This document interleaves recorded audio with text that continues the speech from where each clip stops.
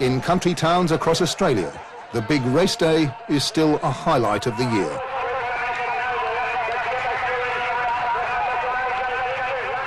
Having a punt has always been a true blue Aussie birthright.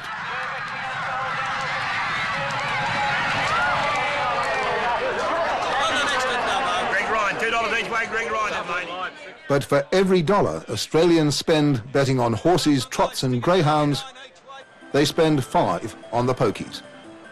Australian pokie players are the world's biggest losers. Oh, absolutely. There's no country in the world that has gambling in clubs and pubs in the way that we do in Australia. And more than a third of the money the pokies swallow comes from people who can't control how much they spend. I've walked in here saying, yeah, I'm going to lose just 100, but $300 later, you know, and I'm still chasing the money. I'd gamble everything, and I would pour all that into the machine and only leave if there was I had no access to any more money. Sometimes I'd go home totally empty-handed.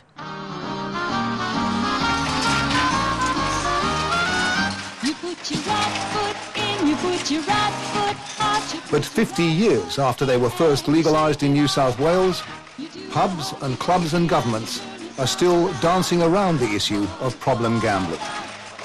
I've authorised those studies, we've got those acts under review, we've got the study now that identifies the problem gamblers. The machines, for the vast majority of people, are a form of video entertainment. That's what it's all about. Meanwhile, the hoteliers and the registered clubs have put secret submissions to government on how they'd like the gaming laws changed. The big hotels want lower taxes and more pokies. Look, common sense will dictate that you can't stay put forever. Well, I think you've just got to look at the contributions that that the hotel industry make to political parties of all persuasions. Tonight on Four Corners, doing the Hokey Pokie in the state where it all began. Hokey Pokie, you do the Hokey Pokie. That's what it's all about.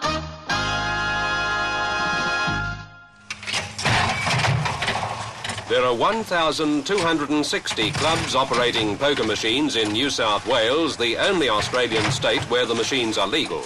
From the moment they were first legalised in New South Wales clubs 51 years ago, poker machines have been controversial.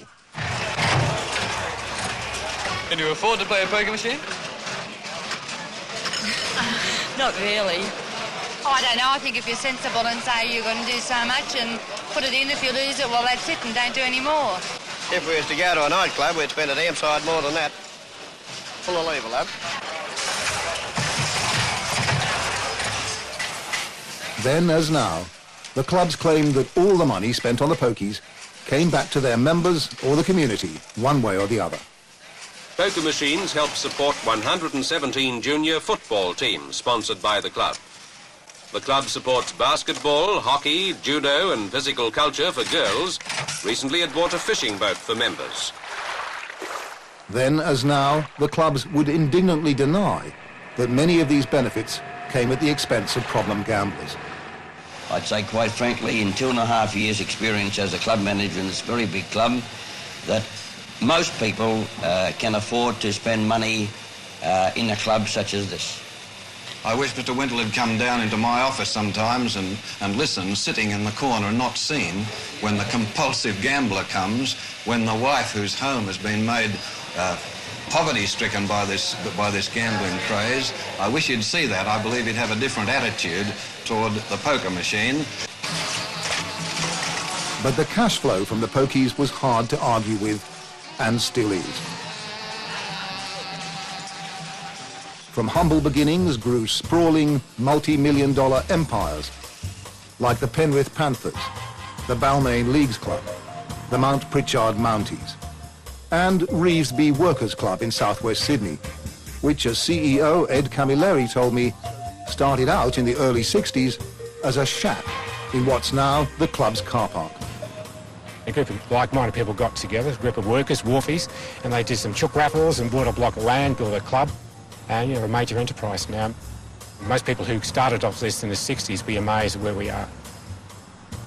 Revesby Workers Club now has more than 28,000 members. And we have 3 restaurants, a health club with about 3,000 members, a showroom that seats up to 1,200 people, function rooms, large lounge areas, sports bar with 6 large international tables, billiard tables, hairdressing salon, bottle shop. We have 30-odd different sporting bodies and social bodies, from soccer, netball, from fishing clubs to dart clubs to chess clubs. It's just amazing the amount of people over the years that is attracted, and they have their own home here at the club. And still 85% of the club's revenue comes from its 450 poker machines, more than $30 million a year. It's no coincidence that most of New South Wales' biggest clubs are scattered through the suburbs of southwestern and western Sydney. Most poker machine, particularly, revenue comes from the poor areas of our society. There's very few poker machines on the North Shore. Revesby Workers Club is in the city of Bankstown, which has 15 pokies for every 1,000 people. By contrast, the plush municipality of Ku-ring-gai in leafy northern Sydney has just 1. And where there are lots of pokies, there's also a lot of suffering, as the researchers who study the figures and the agencies who pick up the pieces both know. The harm from problem gambling is profound. I think you'd find that a lot of people in New South Wales will know of someone who's had a gambling problem and will understand the severity and the impact of that problem both on the individual and on their families and friends.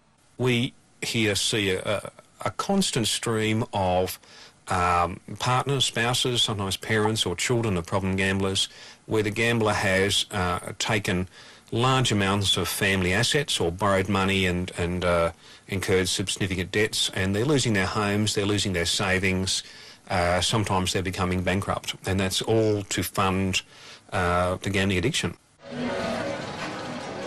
But the big clubs still insist, as they always have, that problem gamblers represent a tiny minority of pokie players.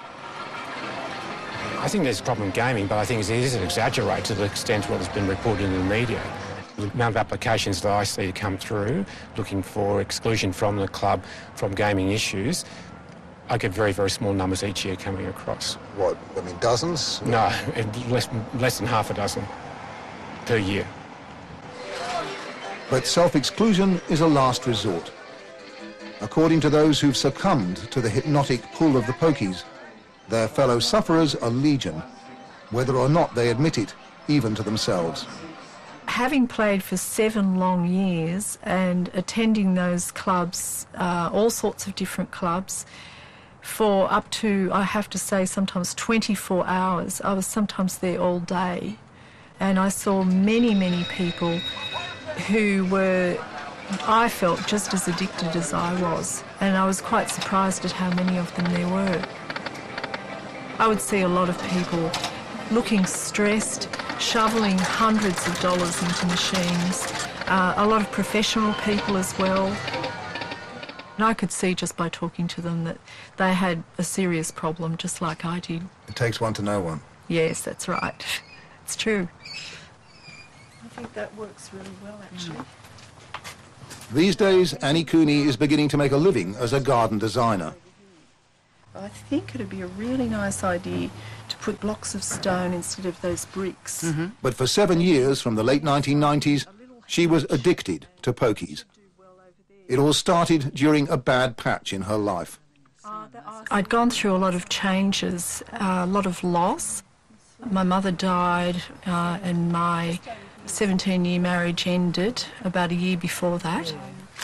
So this is the extra murders. Mm-hmm.